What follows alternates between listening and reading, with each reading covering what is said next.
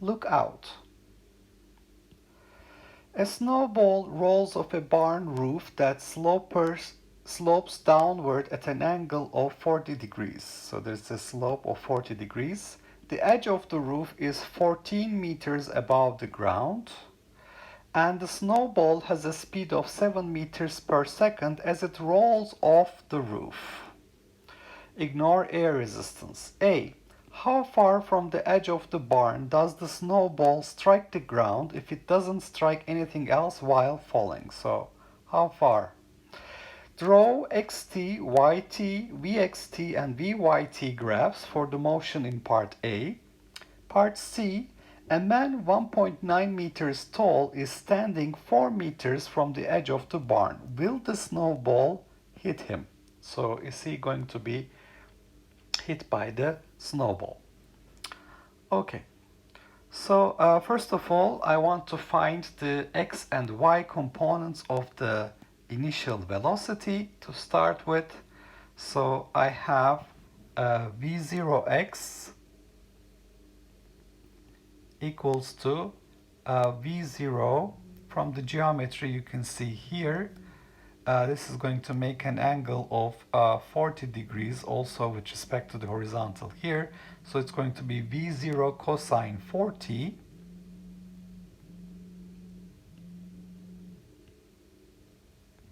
and the y component v0y will be, because it's going to be pointing down here, so it will be down, minus v0 sine 40. So this is part A of the problem. And therefore I can find its velocity as a function of time, Vy as a function of time. It's going to be its initial velocity v0y minus gt, because we're under the influence of gravitational field. And this is going to be minus v0 sine 40 minus gt, constant acceleration motion.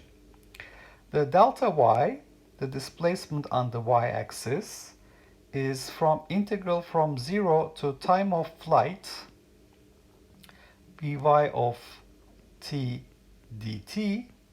So this is the integral from 0 to time of flight minus v0 sine 40 minus gt dt, and this will be minus v0 sine 40 time of flight minus 1 over 2 g time of flight squared.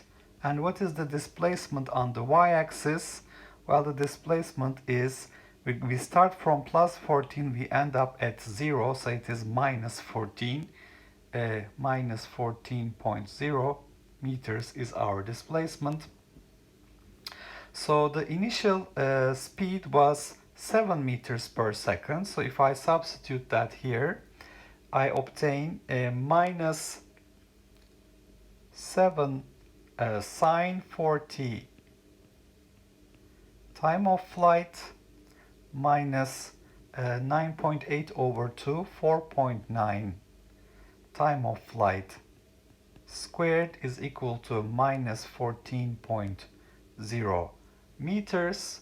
So this is going to be, if I multiply this by minus 1 and collect all the terms on the right hand side or the left hand side, I have 4.9 TF squared plus 7 sine 40 TF.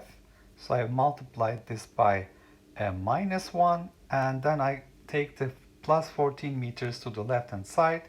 It becomes minus 14 equals to 0. So I can find the time of flight is minus b, which is minus 7 sine 40, plus or minus, but I'm not going to take the negative root because the time has to be positive.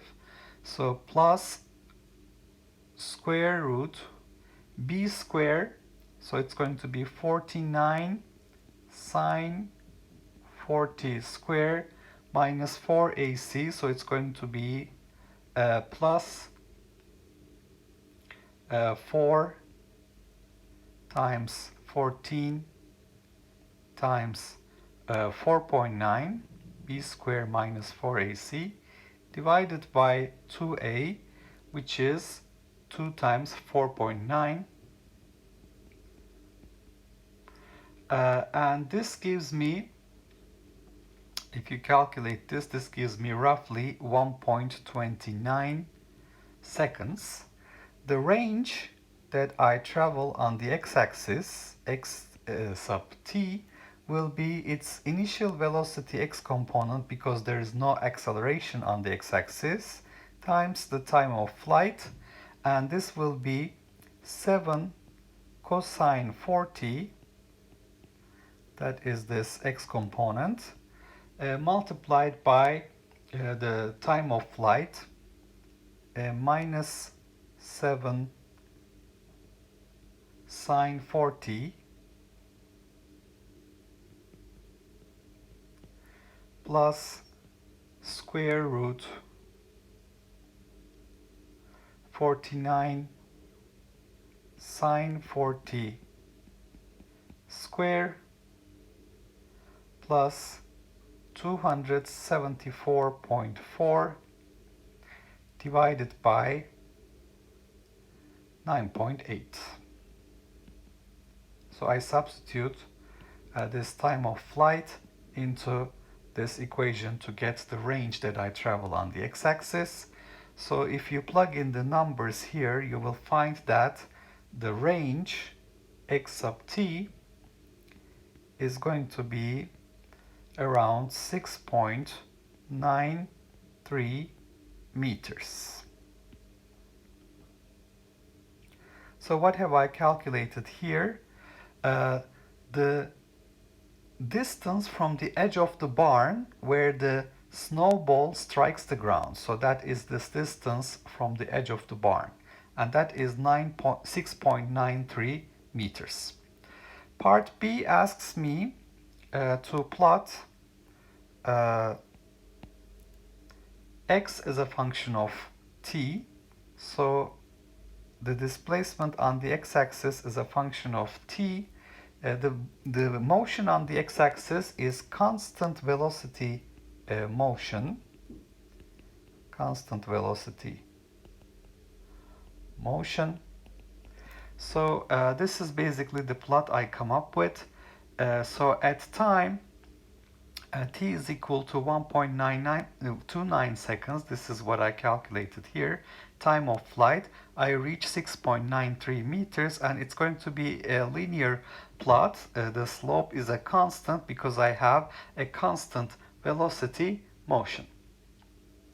Now for the displacement on the y-axis as a function of time, yt plot, the motion on the y-axis is constant acceleration motion. I'm under the influence of a gravitational field, so it's constant acceleration motion. And I start with a height of 14 meters. I end up at 0 at time 1.29 seconds. And y as a function of t can be seen here.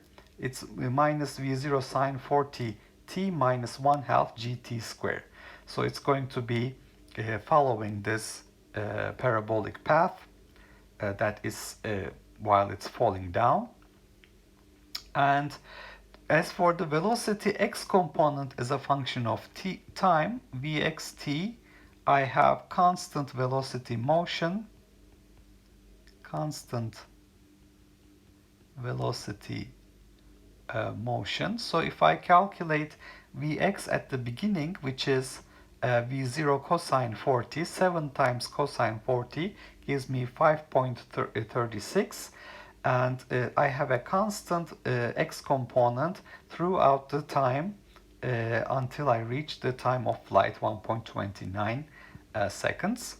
And as for the y component of velocity, Vy as a function of t, again on the y-axis I have constant acceleration motion. So if I look at this plot, I'm starting at t equals to 0 with a velocity y component minus v0 sine 4t. That is basically minus 4.5, minus 7 times sine 4t. And at time 1.29 seconds, I will be reaching minus v0 sine 4t minus gt. So it's minus 9.8 times 1.29. Added to this number, you obtain minus 17.1, and it's going to have a constant slope because I have a constant acceleration motion, gravitational acceleration. Okay, let's move on to part C. Part C is asking me if there is a guy standing 4 meters from the edge of the barn, will the snowball hit this guy? Okay, so what I need to know is when x is equal to 4.0 meters, what is the time? So it's v0x times t prime. So I find that the time it takes to reach a range of 4 meters is 4 divided by my v0x, which is 7 cosine 40. Okay. And what is the displacement on the y-axis at this time, delta y at t prime? So it is minus 7 sine 40 t prime minus 1/2 g t prime square. So if I substitute for t prime here, this is going to be minus 7 sine 40 times 4 over 7 cosine 40 minus 1 over 2 times 9.8 times 4 over 7 cosine 40 squared, and this turns out to be minus 6.08 meters. So what does that mean? So I have a displacement of 6.08 meters, so the snowball has fallen a distance 6.08 meters from the top here at the time when I have a distance 4 meters from the edge of the barn.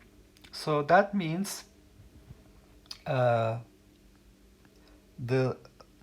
height above the ground through which the snowball passes, so the snowball passes 14 meters minus 6.08 meters, which is the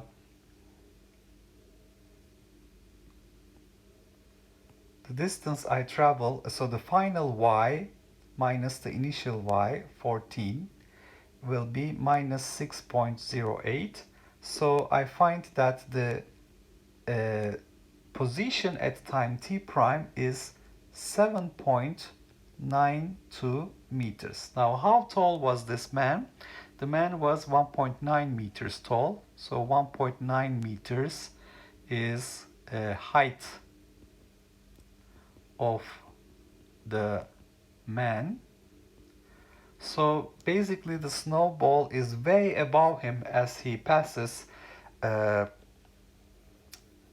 range of 4 meters from the edge. So therefore I conclude that the snowball does not hit the man.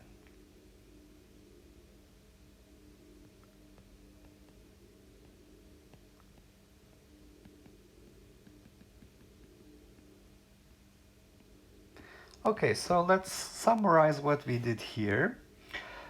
We have a snowball that is falling through a slope with an initial velocity 7 meters per second, pointing 40 degrees with respect to the horizontal. in the downward direction. The the barn roof basically has the distance of 14 meters from the ground when the snowball falls. 4 meters is the distance from the edge of the barn where the man stands. So we would like to know where will this snowball hit the ground if we assume that it doesn't strike anything else while falling. So for example, it doesn't strike the man. We want to draw xt, yt, vxt, vyt graphs, and if this man is 1.9 meters tall, standing 4 meters from the edge of the barn, will the snowball hit him? So in order to find the distance on the x-axis, the total range, I have to calculate the x and y components of the velocity, v0 cosine 40 minus v0 sine 40. Then I find vy as a function of time, that is initial velocity y component minus gt, the gravitational acceleration. The displacement on the y-axis from 0 to time of flight will be minus 14 meters. If it doesn't strike anything else and it falls and hits the ground, basically that will be the displacement. So from this equation, minus v0 sine 40 time of flight minus 1/2 g time of flight squared, I figure out what time of flight is. It's about 1.29 seconds. The distance traveled on the x-axis is the x component of the velocity, v0 cosine 40 times time of flight, because I have constant velocity motion on the x-axis. So xt is 6.93 meters. So xt graph has a single slope. It's a linear plot because I have a constant velocity motion, and I start at 0, 0, and I reach at time 1.29 seconds the total range. The yt plot, basically starting from 14, I end up at 0 at t is equal to 1.29 seconds, and it's following this delta y as a function of time is basically this formula here. It has a quadratic term, negative quadratic term. Vx of t is constant velocity motion on the x-axis, so it is v0 cosine 40 until time of flight 1.29 seconds. Vy of t has a single slope.